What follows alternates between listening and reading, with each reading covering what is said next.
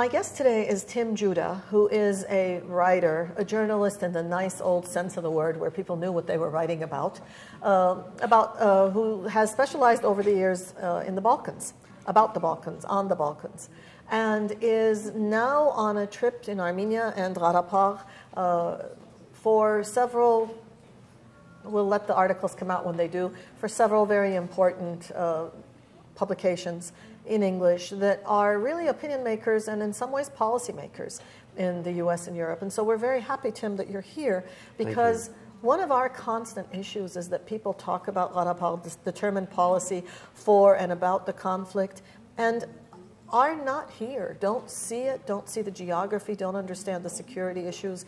And so we're really glad that you're here.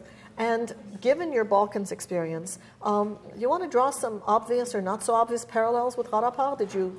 Is that what came to you? Well, the first thing I'd like to say is that yes, I think it's always important that you've got to be able to see the place. It's not good enough just to know about it or to have read about it. You really kind of have to see it. And once, for example, when I toured around Nagorno-Karabakh a bit, what was really interesting was to see the geography, the flat land, the mountainous areas. It's then when you really understand what otherwise are kind of quite academic discussions about security. But once you actually kind of see, well, actually how vulnerable places can be, then you understand the security arguments.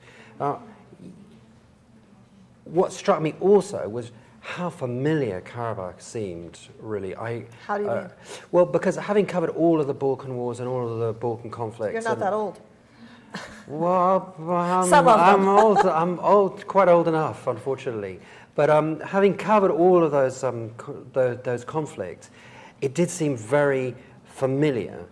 And what's interesting as well, and I've been in Baku before coming to Yerevan and before going to Karabakh, was how a lot of the language that people uses can be quite interchangeable. Sometimes people, both here in Yerevan and in Baku, talking about the conflict, talking about our territorial integrity or our right to self-determination, you could just replace the words Azeri or Armenian or Georgian or Abkhaz, for that matter, with Serb or Croat. I mean, that was really fascinating.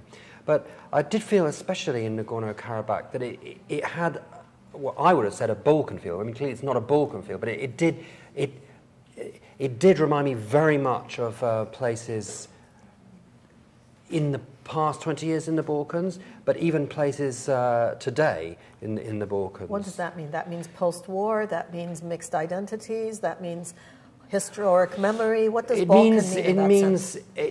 It means two things. It means in the sense of how it works politically, the language that people use, the type of people who are in power, and some of the very obvious things about the quite high proportion of extremely luxurious cars in otherwise very poor places. I thought, well, I've seen all of that before.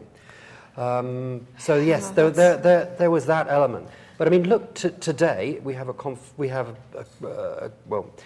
the issue of Kosovo, but within Kosovo itself, which of course has seceded from Serbia, we now have the north of Kosovo, which is a Serbian-populated district, which is in effect trying to secede from Kosovo. So they're saying, well, fine, if Kosovo and the Albanians have the right to self-determination from Serbia, then we have the right to self-determination from Kosovo. So I thought this was a kind of interesting... Lots of interesting parallels. Yeah. But let's talk about the Kosovo status parallels, perhaps. You know, we're very quick to say that obviously, it's very interesting that Kosovo was given the status, recognized by the international community, at least parts of it. Yes. And at the same time, because it was an imposed solution, we're not so thrilled about the fact that it was imposed. Those are our two official sorts of reactions to the Kosovo evolution. Imposed in what sense? That the West decided that this is going to be an independent statelet, as opposed to the parties themselves determining this. It was a solution imposed from the outside. Well, that's partly true, but I think that there was also the risk of a new conflict breaking out, and it was decided this was perhaps the lesser of two evils, and that this was something which could no longer be avoided. But I mean, of course, the difference is, the major difference is that, just look at the map. Kosovo, and of course all of the Western Balkans, the former Yugoslavia and Albania, are totally surrounded by the European Union. They're totally surrounded by NATO countries. It's a kind of island in the middle. Sure. So strategically, from all points of view, the people in Europe think that this is, or people who think about these things in Europe, understand that this is something which is a region which has got to be tied down and secured. And in that sense, that's Kosovo's luck, the bad luck of Armenians or Georgians or whoever else in this region, is that you are kind of like seen as kind of rather on the periphery and far away, and where's that? Far away from Europe.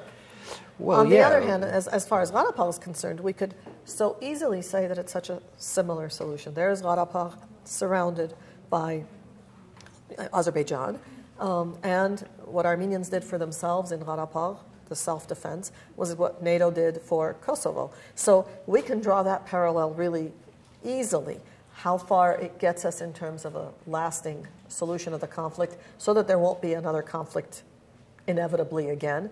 That's something else to be seen. And of course, you're right. The proximity to Europe made a huge difference in that sense. Well, it did, yeah, of course it makes a big difference. And, but it also makes a difference that you have big brother Russia sitting on top of you, and everybody knows this, and there's a difference about how far people are prepared to sort of push or to do anything. Well, we're just not sure whose brother he is. Well, maybe good for you, for you, because I don't know if anybody else is going to come and defend the rights of Armenians in Karabakh. I mean, so there's that element which is important. But what I think is kind of really interesting, I'd like to write about this at some point, is the way that everyone really ties themselves in knots, even people in Karabakh or people in Kosovo. I mean, when I interviewed the foreign minister of Karabakh, and I asked him about Kosovo, and he said, we'll be prepared to recognize the independence of Kosovo straight away if they recognized us. I mean, it's slightly academic in the sense that, well, no one has recognized Karabakh, but never mind. So I sent a message to my friend who's the deputy foreign minister of Kosovo and told him this. He said, oh, no, but it's totally different because we are a sui generis, unique case. And so whatever applies to Kosovo doesn't apply to anyone. But of course, it's all kind of nonsense. I understand when the Europeans say that because they don't want, similar situations on their agenda every other week. I understand that. Why would a Kosovar say that? What do they gain by saying this is sui generis and there's not another one like us? Well, because Kosovo, first of all, Kosovars, which is interesting, Kosovars as a majority, all Kosovo Albanians almost are Muslims, but they are fanatically pro-American, and America is their obvious reasons. Yes, well, America is their backer and supporter, and they have no reason or no desire to cross the United States. I mean, in that sense, but that's very similar in this region as well. I mean, you ask, for example, the foreign minister of Serbia, why don't you make common cause with Georgia? After all, you both have a common cause of territorial integrity. Mm-hmm. And he'll say, well, the Russians have got their red lines. They want to join Europe, but they don't want to annoy the Russians. And why doesn't Georgia make common cause with Serbia? Well, it doesn't want to annoy the Americans. So, there are these sort of bigger political issues at stake here, which are which are kind of, in a way, kind of make a mockery of international law and interpretations of international law. But I mean, that's realpolitik for you. Thank you, Tim, for reminding us about the reality of realpolitik, which unfortunately is also the reason why Armenians end up being these, permanently emotional, philosophical sort of, nobody's going to defend us but us, and we can be as intransigent as we want to be. I mean, it kind of leads to our being far less amenable to what might sound like a rational solution to everybody on the outside, but really not secure and lasting and sustainable and dependable for us on the inside. Well, of course, but I mean, I think everybody who has any glancing knowledge of the history of the region and the history of Armenians also understands the sort of psychological baggage of 1915 and etc. I'm afraid everybody doesn't understand, but thank you for understanding, yes. I mean, it's key. It's key. Well, of course it's key. I mean, I had really but maybe you're right. I mean, I don't know. I'm not a specialist in this region, you know. But it's surprising how many people do not understand that there's a direct political connection today to our state of mind based on the fact that 100 years ago happened and still not resolved and acknowledged. It affects Karabakh greatly. Clearly, Baku and Ankara don't get it. Well, no, obviously not. Clearly. I mean, and having said that, I think there's also some, but there's, it's a shame in a sense that I think that this whole Karabakh issue has been, to a certain extent, actually forgotten. I mean, certainly in kind of Western Europe, I don't know in America, but the Karabakh and Armenian and Azeri issue has been so much forgotten because we do tend to talk a lot about energy security, gas pipelines, oil pipelines, but that's why I said it was important to go there. You understand the geography of it. You also understand how vulnerable these pipelines are.